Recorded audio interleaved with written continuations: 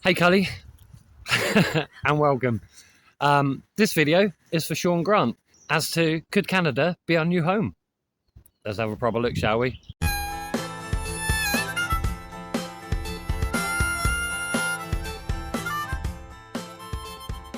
So Shaun, to answer your question, we'll put it up on the screen for you. Yeah, it's normally we answer our comments with comments, don't we? Or we'll direct you to a video that answers said comment, right? Because a lot of the times we've already done a video on that. So we'll just give you the link. Yeah, challenge for you. If you've got any sort of, have a look through our content. If there's anything we've not covered, leave a comment down below and we'll try and make a video on it. Yeah. Could be interesting. Well, it'll be interesting to see if there's anything we haven't covered, because there's this one, for example, that we haven't. Yeah. So let's get into it properly. Well, could we make Canada our new home, or what sort of things would we need? Now, I've been looking into it and I'll leave some jargon up on the screen. As you saw from that, temperature is a big difference. But does it, or would it affect our lifestyle? What do you think? Well, okay, I'll get there. I'm going to spit it out. I think that for me, I don't mind bitterly cold. My problem with the bitter cold is when it's really prolonged, because then you start to get it in the bones, you know.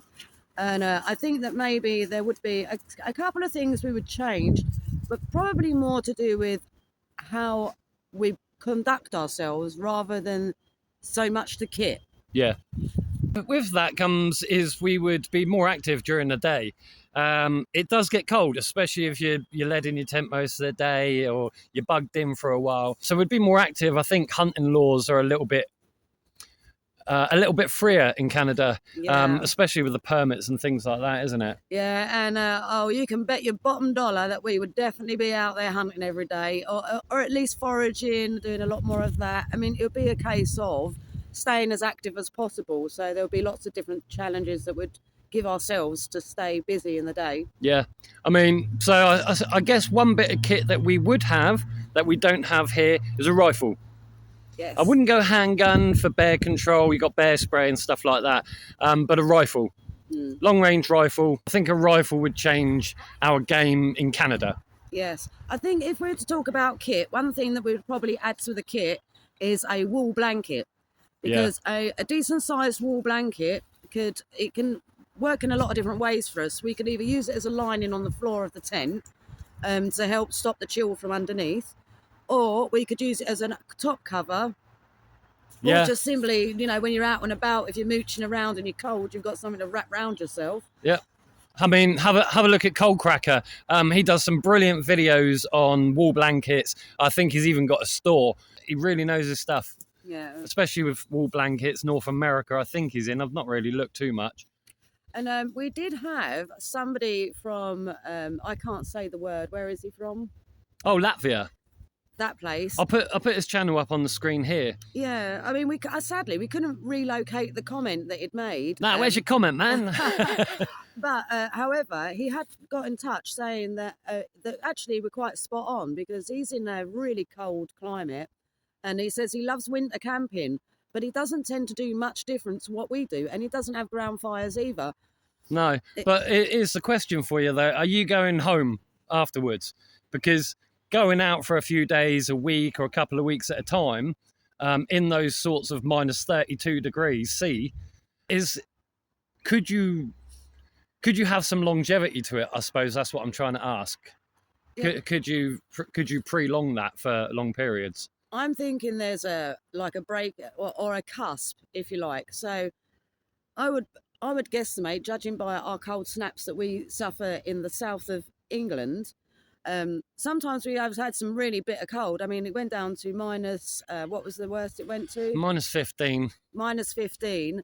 And we really hadn't noticed. I mean, it was, I'm not even exaggerating on that. We hadn't noticed until we tried to open the tent door and realised it was frozen solid. So what I would think is it a case of the longer you persevere that cold, because we already know that by not living in a house and by living outside, we don't feel it as much as other people. So if we was to do prolonged cold, is there going to be a cusp where eventually you level out and you get used to it. Yeah. I mean, I would suggest probably so. So I'm not really sure if there's too much that we would change, like I say, other than really, for a start, always keeping our water filter on our bodies, because if that water filter freezes, it's no good. Yeah. Although saying that, in Canada, you've got access to much better water than we have here in the south of England, I can promise you. And on that note, we'd probably get a canoe. Yeah. Because we would have a little bit more gear, the rifle, the ammo, things like that. We'd probably get a canoe and stick to the waterways, especially for like the likes of fishing and especially hunting as well. Don't forget, all the animals go to the water to drink. Yeah, and not only that, it's the safety of the gear. See, we've seen a lot of bear videos and things like that, and they tend to leave boats alone or canoes and things like that, don't they? So I think if Well, you I don't know, you tell us. yeah, let us know down in the comments. I mean, Shaun, if you're from Canada, let us know, because it'd be really interesting, like how many bear attacks are there on boats or kayaks, or are they likely to swim out to go and raid your boat?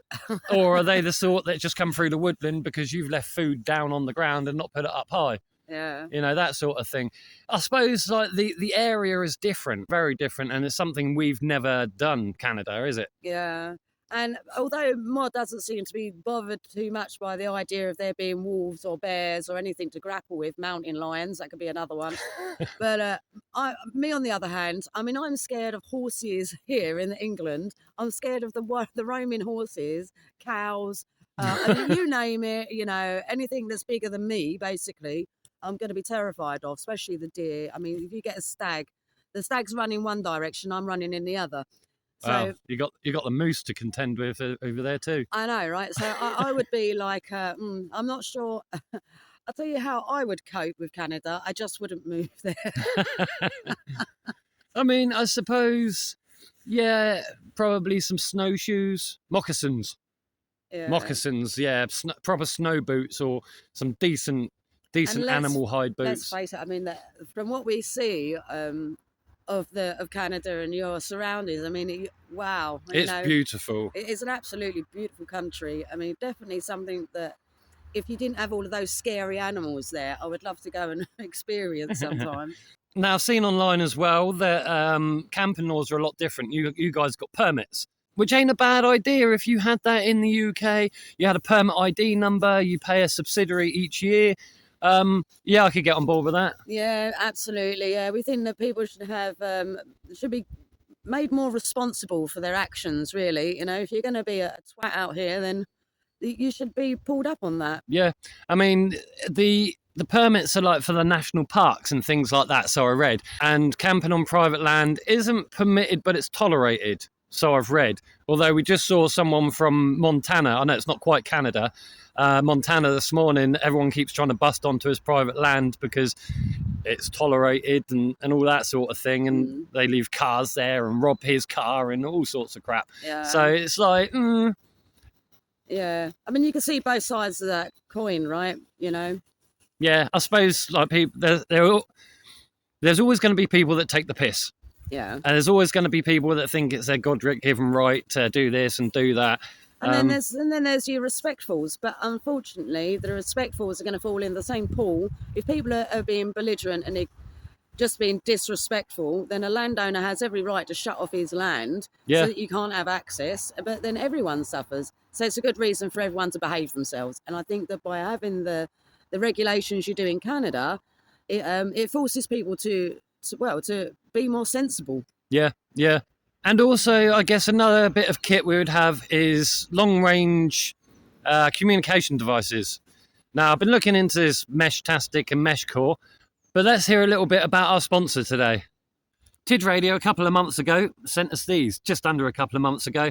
And these are the TD-M15s. I'll put them all up on the screen and all the jargon all over the place. They're basically 4G radios. 4G radios that require SIM cards. I'll open this one and show you what I mean. As you can see there, yeah, the SIM cards go in this bit. Simple SIM card setup. And basically your battery's on the back here, and it slots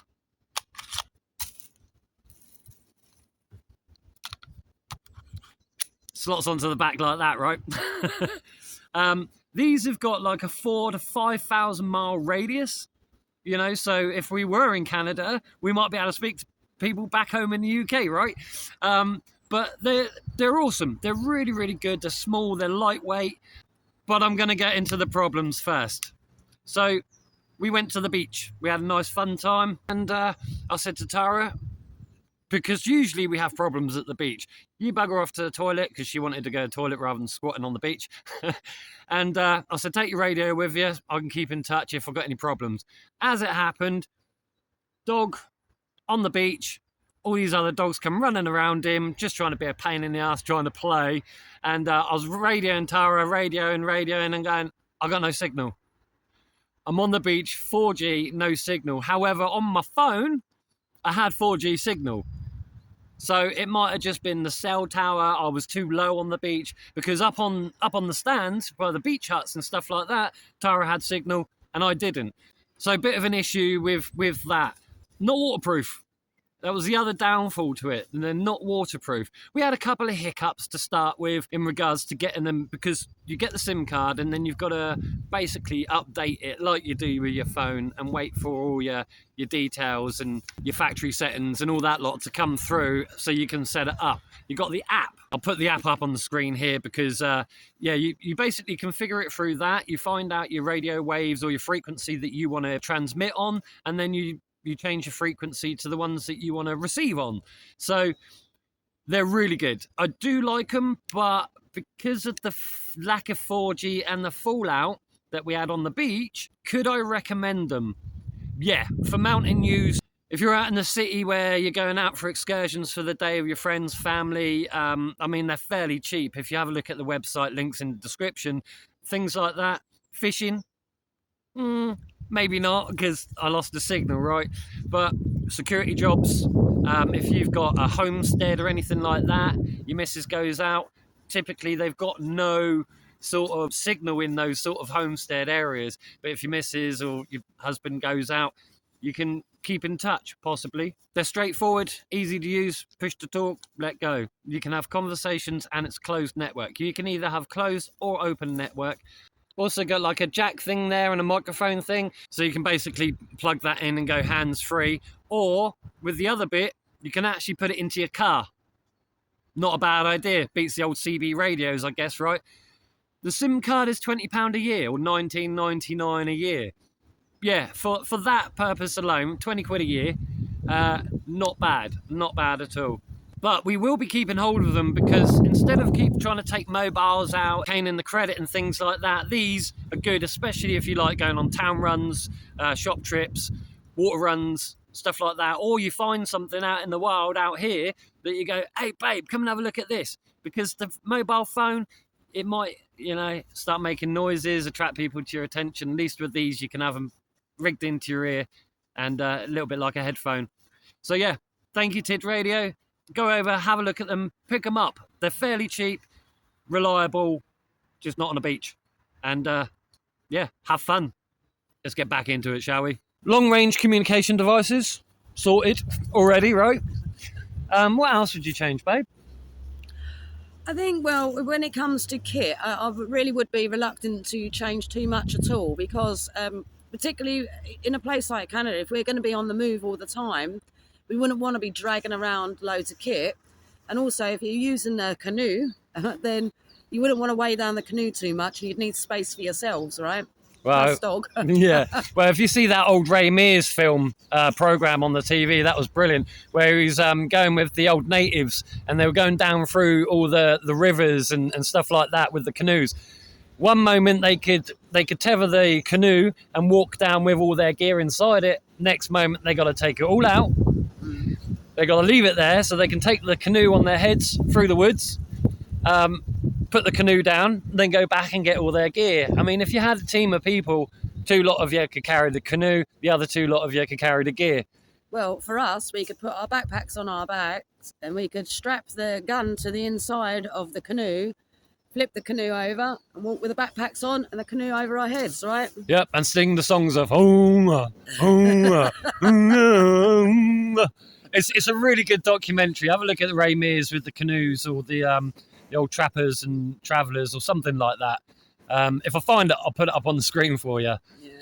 I don't think we would use a colder climate for a reason to get tons of gear, put it that way. I think we would very much still operate on the same principle of less is more. I mean, a lot of the things that we could require, we could manage in the field anyway. So say, for example, it's really windy, we can't find anywhere to cozy ourselves into, so we're getting a bad draft.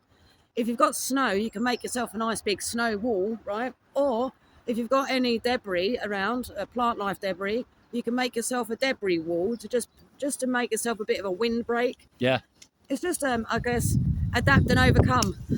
Yeah, I mean, the thing is because the laws in Canada are a little bit more flippant, as it were, than here. You've got a lot more chances that you can, I mean, it's not so much peat soil in places, is it?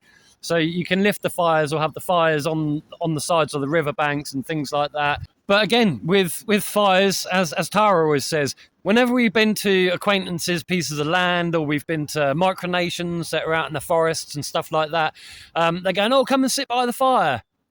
Well, I find that when it's fine while you're sat by the fire, oh, lovely, nice and warm, and then you get up and walk away, and you feel so much colder than what you did before you walked towards that fire and sat there. False heat. Yeah, so as strange as it sounds, fire can actually make you feel colder. Not when you're in front of it, but the minute you walk away, and let's face it, you're not having a fire in your tent unless you've got a hot tent. I know, but we ain't hot tent fans. We're not interested in that sort of thing. The best thing you could do in those sorts of environments is warm your core up. So hot soups, anything like that, hot drinks, warm drinks. Yeah. Warm the core up. It's the second law of thermodynamics, isn't it? You need the energy to create the heat. So if you put in the heat already to warm that core, then the energy starts working, or your body starts working to create the energy to create heat. And if you haven't got a hot drink... Squish the person next to you. You know, there was a time, Chris, I don't know if you watch this channel, mate, but you remember that time we had our salt and onion crisps camping when we were about 12, 13 years old? And you went, "Can I cuddle up to you, please?" You took the blanket with you. You should have brought your sleeping bag, and you should have had that warm drink. I'll never forgive you for that, trying to poke up against me. Creep. If you are out there, give us a comment, send us an email. It'd be nice to hear from you, mate. But no, I think the only couple of things we'd change is footwear, moccasins, at least, a canoe, and a rifle. Yeah. I think those are the only three things, maybe four things. Oh, and the communication. Yeah. You think of anything more? The wool blanket. Oh, and the wool blanket. Yeah, the wool blanket. I mean, they're good. I mean, a lot of people will ask, how do you clean a wool blanket? Well, if you go traditional use, what you do is you chuck the wool blanket on the snow, you cover it up in the snow, you leave it overnight, come out in the morning, you bash it off. That helps to lift all the dirt off because water, and you've got the oxygen in it. So it's a bit like vanish oxy action, right? The oxygen molecules in that water help to lift the dirt. You go out in the morning, bung it over a tree. You sound so domesticated. Yeah, I know, right? and then beat it off. Not the blanket. But yeah, that's traditionally how they clean wool blankets. Leave them outside, bash them off in the morning, and then let them dry, hang them up, and just keep bashing the snow off. I think as far as actions are concerned, we'd certainly eat a lot more meat. Yeah. Because the protein, again, it's great for the energy. It's great to keep you warm, keep you busy, and just a good all-rounder, really, the protein. Yeah, and no offence to any vegans out there, but and Shelley, but I saw a comment on somebody else's video the other day. We're not supposed to eat meat because dogs can tear with their teeth and their claws. Well, yeah, inherently we don't have claws, but we got pointy teeth for tearing meat. So a healthy, balanced diet, yeah. I think, we're never going to be vegan. We're never going to be full carnivore. Just a healthy, balanced diet. Yeah. Looks after the skin. The fats help you to maintain body weight as well. Variety is the spice of life. So yeah, Shaun, I think if we were in your neck of the woods, yeah, that's the 4 or 5 things that we'd change maximum. We wouldn't want to make our lives much more difficult. And we wouldn't want to change too much because we're used to carrying what we carry. We might get thicker, more appropriate clothing for the outdoors, maybe like an animal skin sort of Viking look thing. Purely because of the fact when snow lands on synthetic clothing, it's really hard to get it out and it soaks in. Whereas fur trade, that's why in the Northern Territories, that's why in Canada and places like that, you had the fur traders, because it's practical clothing, anything like that, because you can literally put it up, shake it off like dogs, like cats, like wolves. Most animals, they shake and then their skin starts to warm up again.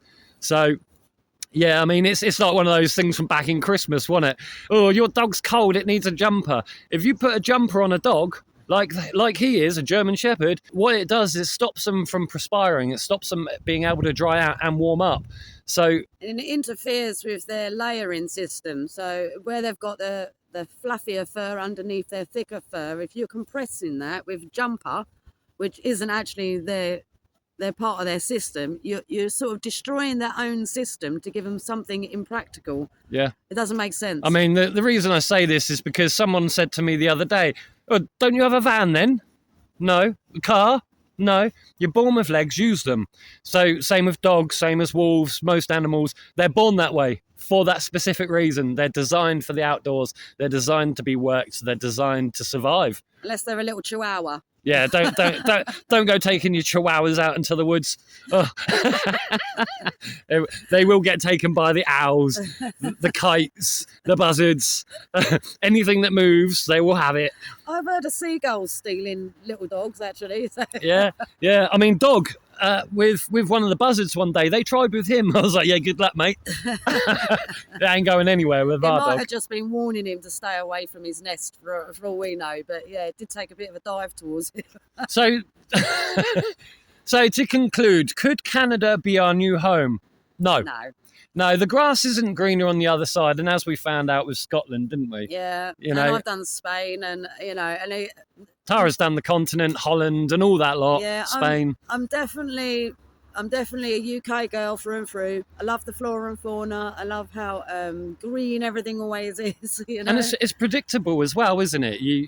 We get to know our circuits. I was going to just say it's predictable in a very unpredictable way. Yeah. The only thing predictable about it is you can't predict it. So you can't really predict the weather. We have to just look up. Yeah. Well, that's what I say to the Met Office when they go, how did we do? How accurate were we? Nah. Don't get me started. They've banned me. The Met Office, I hate you.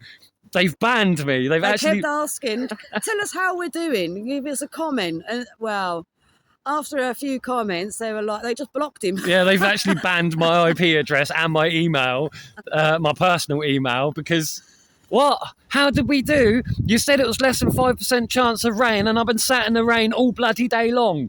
Nah, not happening, is it? Put a rock outside, it'll be more accurate. At least in Canada, see, you know what's happening, because it's either reasonable weather in the more warmer months, or it's just cold. Mind you, I have seen Peter McKinnon and Matty Hapoya. They're true Canadians through and through, and they get cold. So you remember back last year before, and said, oh, don't you get cold? I don't really feel the cold too much, but I think in Canada, yeah, I think I would be a bit of a wimp. Yeah. I think that you can rest assured that we're not going anywhere from the UK. We love our home, we love our country. Yeah. And there's always new places to explore, even though it's just a tiny island. Yeah. And as the old saying goes, the grass is only green where you water it. Yeah. Anyway, Cully, thank you for being here. Do leave some comments down below. Anything you want to see, anything you want to hear. If we don't comment back to you and just like and heart it, or say that we're going to do a video, we'll do a video for you. I think it will be a challenge for you to find a question that we haven't already answered in our videos. Maybe. Have a look. Go through some of the series stuff, go through some of the playlists, see what you can find, see what we may or may not have answered in the past. See what we've missed. Yeah, see what we missed. Not much, but who knows? Anyway, Kelly, please like, subscribe and share around for us. It all really does help. Helps us to reach more of you. It helps us to part our knowledge somewhat in bits and bobs. And stay tuned because we've got a lot on this year. I was going to say we got a lot planned this year, but we don't do plans like you already know. So we've got a lot on this year There's that stuff may, in the pipeline. yeah, it may or may not come to fruition, but some solid plans, some solid ideas along the way. Plenty more years, though, if we don't do it this year, that year, whatever. Yeah. Anyway, Callie, until next time, eh? Happy hopping. hopping.